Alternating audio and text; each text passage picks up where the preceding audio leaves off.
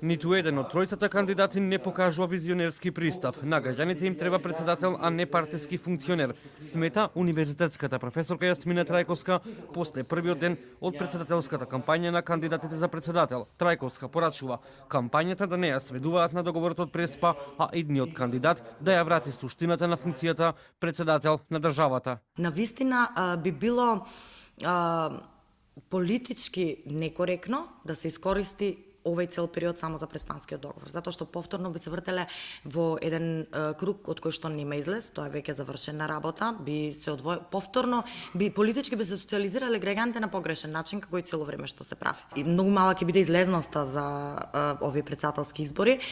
Тоа е бидејќи долгогодишно се работи на буквално деградирање на претседателската функција. Преспанскиот договор, НАТО и Европската унија, борбата против корупцијата, повеќе од јасно е дека овие теми ќе доминираат кај сите кандидати.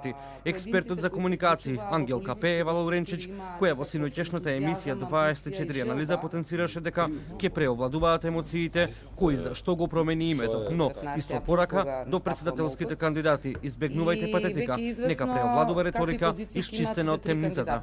Гордана Силјановска ќе игра на емоции, на правда за Македонија, обесправени сме, тоа е тоа, го продадоа името, го дадоа името, можеше поинаку. Блерим Лека ќе игра на чувствата на албанците во Македонија, на нивните права, на потенцијалните права, на изгубените права. И најтешката улога ќе му падне на Стево Пендаровски, кој што треба да покаже светла иднина. Внатрешна кохезија, иднината во НАТО и Европската унија беа доминантни во првиот предизборен митинг на Стево Пендаровски.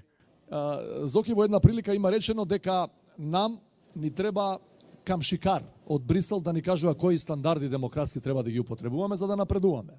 Ја му гарантирам дека после не 5 него после 12 мај почнува мандатот, ќе има и внатрешен камшикар во мене. Неговата противкандидатка Гордана Силјановска давкова очекувано со остри критики. Преспанскиот договор потенцираше дека истиот е надвор од задолжителното меѓународно право, но и од националното право. Ништо не сторија. Единствената реформа е Преспанскиот договор и промената на името. Ке го заштитиме името со клаузула за непроменливост. Председателскиот кандидат Блерим Река најави дека ќе работи на враќање на републиканизмот со тоа што наместо владењето на поединецот да преовладува правото. Денес од Скопјето на Хасан Приштин и мајка Тереза ја пишуваме новата историја, републиката за сите, за републиката каде владее правото, а не поединецот, против заробената, приватна и празна држава, против корупцијата, непотизмот и селективната правда. На самиот старт од кампањата пак многу емоции и неконвенционален пристап. На јога со гога од една страна додека од друга Пендаровски се закани дека ќе биде камшикар, а Блерим Река дека тој е републиката.